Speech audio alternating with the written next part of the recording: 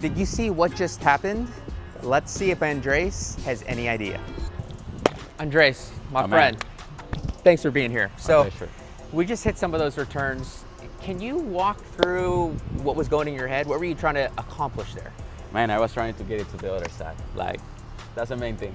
Yeah, and for most players, I think that's definitely the case. And for our viewers watching, like if you've been playing at least for a month, I'm sure you've been there as well. I know you have, myself included. When we return, oftentimes we think, I'm just thinking about this shot, but we're not actually thinking about the point. You know, there's so much that goes into it. So some of those, and we're gonna get into it throughout the episode, especially the one that went off the tee, that was tricky, it just kind of died. There's one where, man, you brought me back to my tennis days and we were being super aggressive, and that's not something here that we want to do. There's one that kind of like floated, and if we're gonna float it, we definitely don't want to go to the forehand side. So there's all these little things that we'll get into, but once we find the ideal flow state for the return, have a plan, have a routine, everything then changes. So we're gonna go through some of those things now. Let's get into it, all right? Let's do it. Let's go. All right, my friend, so first things first, let's talk about like the mindset shift. So when we're returning, let's talk about it. What's going through your mind? Do you have anything going through your mind? Do you have some sort of routine? Kind of like walk me through that, what you're doing right now. So when I'm returning, I usually tend to aim to the guy serving, because that's the right way to do. 100%? Yes. My main focus is either look for the spaces or either throw a lob. I like it. All great things, and we'll get into those. I think for simplicity purposes, we're not trying to attack. I think that's something that we certainly know. We want to neutralize the advantage of the server. Like if we watch the pros, how do the pros return? Pretty solid. Exactly. They don't miss. They don't miss. Like, especially in the beginner, amateur, even intermediate level, there's at least a couple missed returns per game, would you say? I mean, yes. And so like 1 or 2 freebies, that's like gifting the game to some extent. I mean, yes. You know? It definitely is. And so like those are just like free points we're gifting. And if we change the mindset to, okay, I'm not trying to attack, I'm trying to neutralize. I'm just trying to get into the point, then I'm gonna build from the back, and then get to the prime real estate, which is up at the net. Great. Exactly. So like that's where we want to go. So we want to neutralize first, build, move forward, earn that right. So that's the mindset. Okay. Okay, my friends, if you are serious about leveling up your paddle game, I'm launching a 30-day beginner mastery course inside the Paddle Bryant Academy community. It's going to be 6 structured modules covering things like the serve, the return, court positioning, wall defense, so you stop playing with chaos and confusion and more clarity. If you want early access, check the link below. Next, let's talk about a pre-return routine. I'm sure you've heard of a pre-serve routine. Yeah. But so many players don't have a pre-return routine, and I think it's something that has to be utilized and developed in way more. And so that being said, what does yours look like right now, or do you even have one? I didn't even know it was a thing. Okay, no, and most don't. This is something I wish during my tennis days I implemented much sooner, because it changed everything from a return vantage point. So 5 to 7 seconds before the return, kind of have a little checklist of what you're gonna do. So, okay. Eyes, it's so easy to wander, you know, oh, what's going on at my buddy's court? Or what music's playing? Or what are they doing over there? Oh, that food looks good. You know, it's all natural, and it's okay, you know, if it's just a friendly game. But if, like, say we're in a tournament, we want to be dialed in. We want to be deliberate and intentional of how we're showing up for that next point.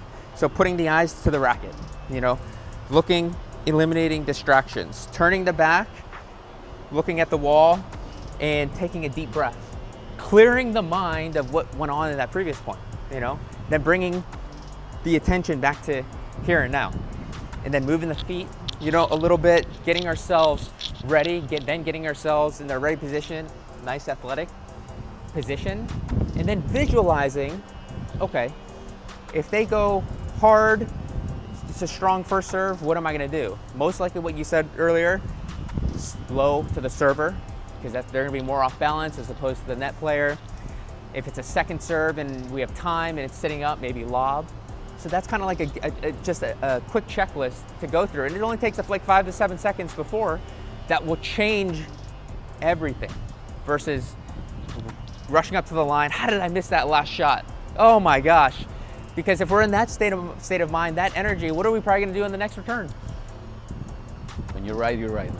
Miss it again and again. And so I think that's something I encourage you to try to do, Okay. in future games, all right? Yeah, for sure. Cool. All right, amigo. So now that we got the routine down, let's talk about where to aim. So first serve, by and large, is going to be a stronger serve, a little bit more aggressive by most players. What's our mind space, or what's our head space? How's our mindset when it comes to receiving a first serve? What are you likely going to do? I mean, like I said previous time, I will say hit the guy serving because, as you mentioned, he's the one off balance, Exactly. run into the net. Exactly. So we need to take advantage of that. Precisely. Or either go to the middle, which is a hard spot for them because sometimes the miscommunication in the other side is also a factor. 100%. Well said. Exactly. And we want to keep it low, right? And ideally sometimes it's stronger. Our intention is to hit it low, but it floats. So if that's the case, we want to aim to probably the backhand side, right? For sure. Okay, what about a second serve? Second serve, sometimes players have the same serve, and that works for them. Yeah, if they could be, it's usually not as consistent, but it works. Most of the time, it's a little bit softer. So second serves, what are you trying to do? Since the second serve is a little softer, as you mentioned, they have more time to get to the net. So I think the right thing to do is throw a lob. So Bingo. to win the position. Exactly. Bingo. 100%. Now let's talk about various targets. So we'll cover wide, body, and tee. So say they're going to serve wide to us. Where are you going to aim, and how are you going to handle that? I mean, usually I will take a little step back in order to see where the ball is coming from. You don't need this lesson. I'm done. I'm out of here. Cut. But sometimes it's easier to say it than to make it. Exactly. Yeah. And sometimes if they spin the ball, it can go pretty much everywhere. Exactly. So this is something that gets a lot of players get asked all the time. So how do I know when to take it off the glass versus to try to step in and take it off the bounce? How do you think through that? I mean, I will say looking at the trajectory of the ball, if you see it's gonna hit really close to the cage or the wall, take that little step further. And if you see it's going beyond the line, to the next step to the back. Yep. No, I hear you. There's something to make it super simple, especially if it has good pace on it. If it's gonna more so kind of hit this front glass here, that's gonna be the good time to give yourself a little bit of space, face the wall, take a lot of little steps, and then take it off the wall and keep it low. Super hard to lob off the glass. Yeah. That's very hard. So try to just keep that low. And then if the trajectory is gonna go back here, that's a time where we could step in, take it off the bounce. Now, sometimes that's gonna be hard to get that to the server from here. So if we do have to go up the line, that's where and it's not always, can't happen. Sometimes it's just too good of a serve. But if we could really do our best to get it to that backhand side, So, no, good work there. How about when they go body serve, how are you gonna handle that? The body serve, I usually will try to return it as it comes. Exactly. So let me ask you this to help you think through this. Are you just kind of standing still, or are you trying to like physically get out of the way to give yourself space? I mean, that's the right way to do, but like I said, in the mid game, there's a lot of things that we missed just by the heat of the moment. Oh, exactly. So, but yes, But usually. after today, we're gonna get you literally, okay, this is coming to my body, because that's where being in that ready position, taking a split step as they're serving, you can, and you're quick, I know, you could get out of the way, you know, create that space to hit a more effective shot versus like, oh, just standing and being square. It won't be as effective. And do you prefer your forehand or backhand? I mean, I'm actually rather forehand. And that's for most players. So that being the case, why not control that, because it's coming at you? Instead of trying to hit this, hit the shot that you're more comfortable with, split step, get out of the way, and hit a forehand, you know? So something to think about when I see you around here. And if Andres is hitting a backhand when it's up his body, I'm gonna get on you. Please do. And then the T serve. So this is a tricky one. This gets so it's a very tough one to handle, because why do you think that the going up the tee is so hard to handle? Because people is not used to that, and it takes usually when people those kind of serves, they take you by surprise. Oh, it's so hard. They're so hard. And I see a ton of players, they'll try to like wait off the glass. And that's like the worst thing to do, because we see the pros do that sometimes, but the ball, like, it dies, you know, and it's hard to kind of pick that ball up off the wall. So a better approach is to, okay, it's going up the tee. And this is where, you know, it requires some good lateral movement. Get out here, plant this foot, and take it off the bounce, if possible, you know, as opposed to letting it hit off the wall. Have a better chance at a successful return hitting it off the bounce. And then after re-hitting, it's vital to recover. How many players will hit it, chill out here, and now what's exposed? The back corner. And we see that pattern all the time, right? Up the tee, oh, I got the return back, yes! Oh, I'm cooked. You know, so that's why we're gonna hit, and we'll go through some of these. We'll hit, practice some. I wanna see you hit, and then immediately recover, okay? Okay. All right, amigos, so now let's just talk about what you think the most common mistakes are when it comes to return. We've discussed, you know, the routine before. We've discussed where to aim, how to handle serves, wide, body, tee. What do you think the most common mistakes are when it comes to return? Well, the most common mistake is not taking the first point of that first return seriously enough. Oh, it's a good one. People just get lazy on the first shot. Let's just start, let's get the body moving, and they just do whatever. They don't get the proper setup. Exactly. And they just leave it on the net. Exactly. And that's a whole separate conversation, but just the importance of a good warm-up. You know, because how often do we come, you know, and get it, like life, sometimes the schedule only allows to get here on the nick of time, and that's still a win. But like if you could just get 5 good concentrated minutes of a good warm-up, that impacts how you start. You know, I firmly believe that.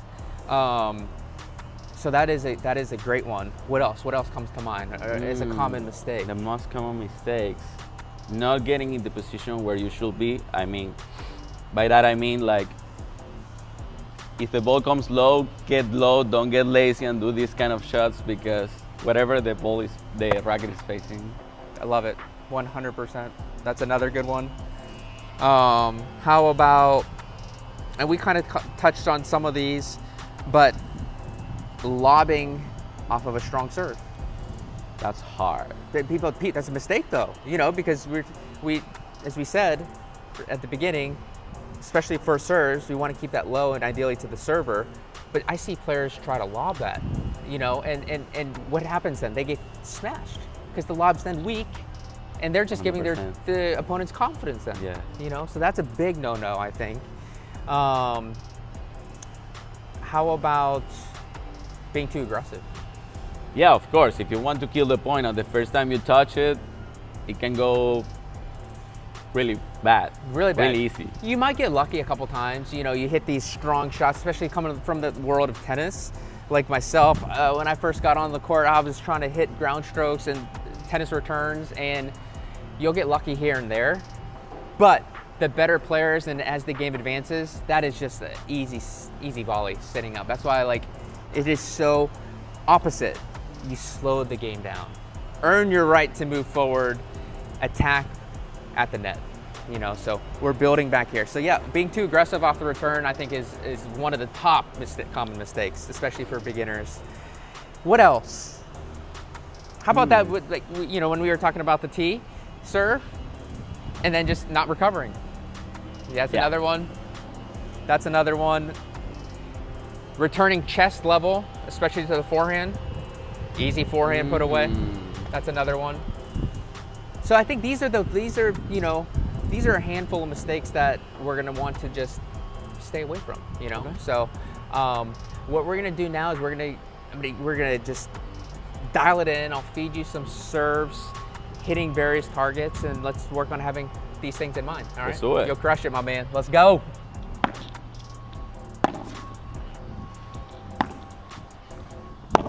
Nice. Nice.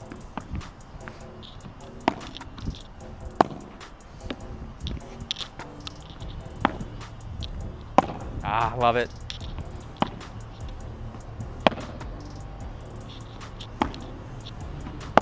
Nice. All right, my man, that was awesome. Did you feel the difference? Man, 100%. Yeah? It totally changed my game. In what way? And like, just by thinking away in a different perspective, I think it opened the, how would you say, the options. yeah. It just gives you more options, and with more options, you have more chances to hit it in the right way. Yep. And taking your time to receive, to prepare, I think it's a wonderful thing to do. Yep. I suffer a little from ADHD, so I'm always like looking everywhere. Yep. Yep. And yes, it's good to like watch the racket, watch the back wall. Yep. Breathe. Well, the biggest thing I noticed is just how much more in control you were, you know, and that fires me up. Like hearing that is like mission accomplished. Like we set out what we wanted to accomplish today, and sure, we touched on, you know, the routine, which is so important, implementing that, because as we said, not many players actually have a pre-return routine. So that kind of sets the stage for everything else. But being just mindful of like, okay, if it's gonna go wide, if it's gonna go body, if it's gonna go tee, is it a first serve or a second serve? Where am I gonna aim? Avoiding those common mistakes. That's all good, but the whole, everything put, if we like packaged it in one word, it's like simplicity in helping us play calm, which will lead to the flow state. And that's what we're all about here, is finding calm systems that help us reach our peak potential.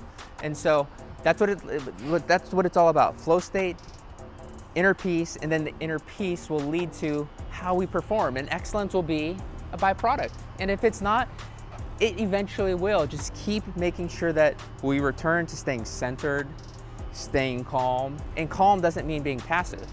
Calm is being powerful. It's helping us find that state where we could perform our best. So, man, thank you so much for being here.